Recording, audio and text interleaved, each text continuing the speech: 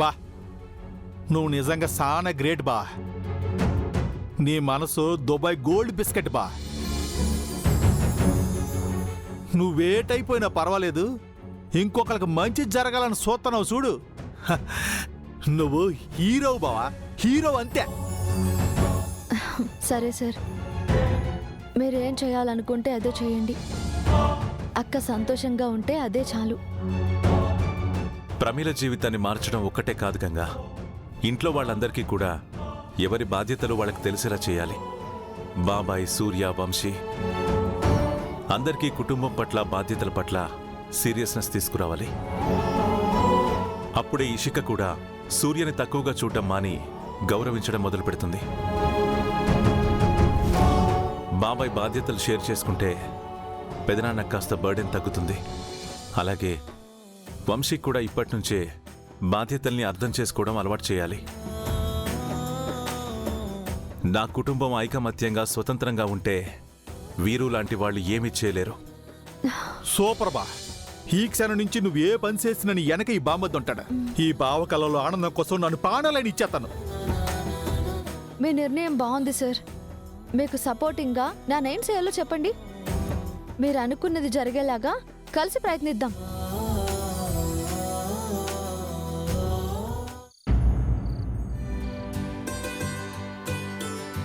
అమ్మా గంగా, పెద్దరు, మీ అన్నయ్యని కూడా భోజనానికి పిలు. అలాగే పెద్దరు. నాన్న వచ్చేసాను మాయా.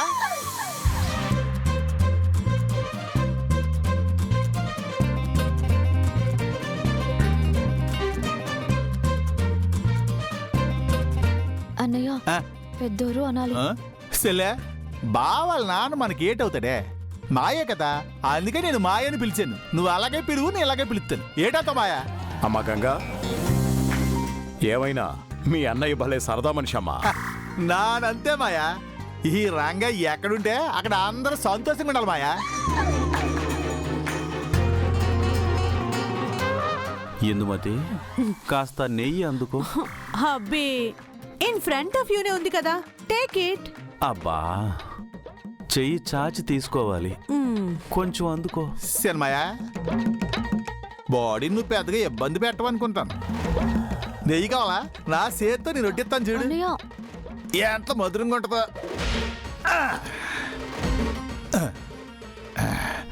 చేతి మాయా, చూసుకో మాయా. చాలు చాలు ఇంకొంచెం. చాలు చాలు చాలు. Thank you. ఏం కుమ్మే మాయా, మెతుకు మిగల్చకుండా కుమ్మే అంతే. ఏమయ్యా రంగా, నువ్వు కూడా కూర్చుని భోజనం చేయరాదు? అలాగే మాయా. అమ్మా గంగా, తనకు కూడా వడ్డించు. అలాగే పెద్దరు.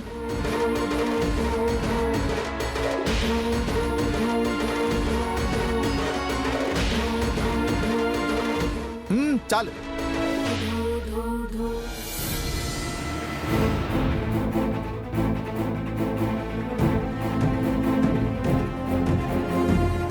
అక్క, వడ్డించే సంగతి నాన్న చూసుకుంటాను.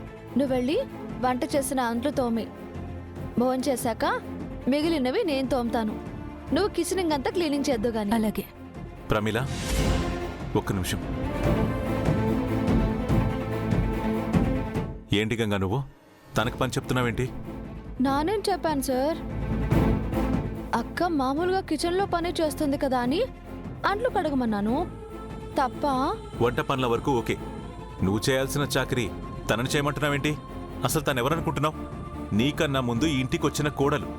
అయితే ఏంటి సార్, ఇంటి కోడలన్నాక అందరూ సమానమే.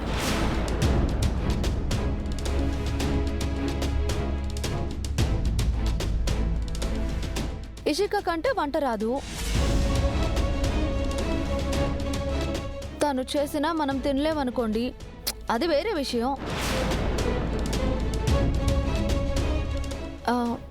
ఏదో బిజినెస్లని తిరుగుతుంది కాబట్టి తను ఏ పని చేయదు.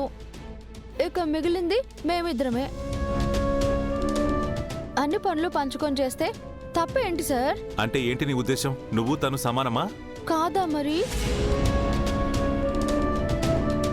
అక్క చదువుకున్నా కూడా వంట చేస్తుంది. నేను చదువుకోకపోయినా కూడా వంట పని ఇంటి పని చేస్తూనే ఉన్నా. సమానమే కదా మరి.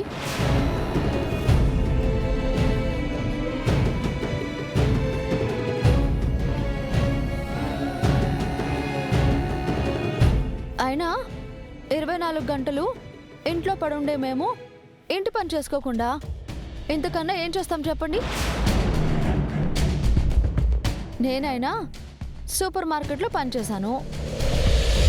అమ్మగారు ఒప్పుకుంటే బాక్సింగ్ కూడా చేస్తాను.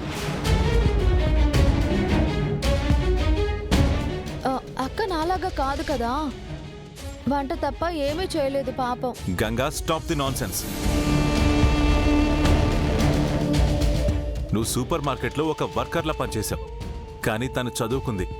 తనే గనక చేయాలనుకుంటే సింగిల్ హ్యాండ్తో సూపర్ మార్కెట్ని హ్యాండిల్ చేయగలుగుతుంది.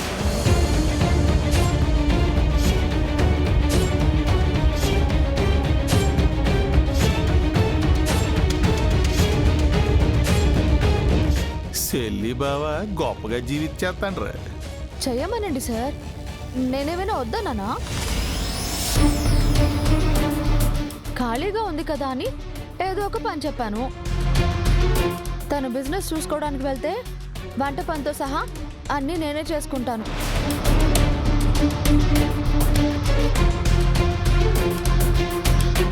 గంగా, నువ్వు ఊరుకో. ఇంత చిన్న విషయానికి ఆర్గ్యుమెంట్స్ ఎందుకు బావగారు? ఇంటి పనులు చేసుకోవడంలో తప్పే ఉంది. ముందు మీరంతా భోంచేయండి. చూడమ్మా, నువ్వు ఇలాగే వంట వార్పు అంటూ ఇంటి పట్టునే కూర్చుంటే నీ విలువ ఎవ్వరికీ తెలీదు. అందుకే రేపటి నుంచి సూపర్ మార్కెట్ బాధ్యతలన్నీ నువ్వే తీసుకోవాలి.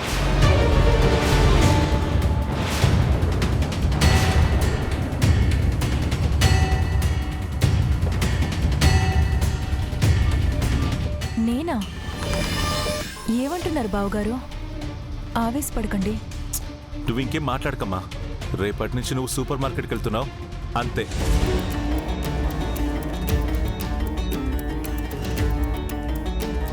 ఏం మాట్లాడుతున్నారు మీరు? సూపర్ మార్కెట్ని చూసుకోవాల్సిన అవసరం తనకేంటి? తనెక్కడికి వెళ్ళదు. వెళ్ళకపోతే వాళ్ళు ఇద్దరు సామాను అని ఒప్పుకున్నట్టు అవుద్ది కదా అత్త. నువ్వు మధ్యలో మాట్లాడుకు. ఇది మా కుటుంబ విషయం. నాను కూడా మీ ఫ్యామిలీ మెంబర్నే కదేటి. సెలే ఇక వదిలేయ్యా. నువ్వంటే ఆల్రౌండర్, ఇంటెలిజెంట్వి. నీ కెపాసిటీ అందరికీ ఉండొద్దు ఏంటి? థ్యాంక్స్ అన్నయ్య. తన అవసరం కోసం సూపర్ మార్కెట్ చూసుకోవాలని నేను అనడం లేదు. తనని తను ప్రూవ్ చేసుకోవడం కోసం సూపర్ మార్కెట్ రెస్పాన్సిబిలిటీ తీసుకోవాలి అంటున్నాను. రుద్రా, ఇప్పుడు ఆ డిస్కషన్ ఎందుకు అనవసరంగా? మార్పు కోసం పెదనాన్న. ఎక్కడి జీవితాలు అక్కడే ఆగిపోకుండా ముందుకు వెళ్ళాలని మీరు చెప్తూ ఉంటారు కదా, అందుకోసం. ఆ,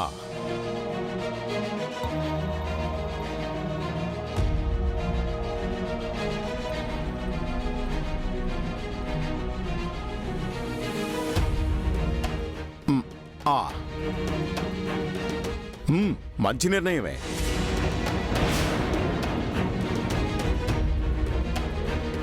తనకు కూడా కొంచెం చేంజ్ ఉంటుంది.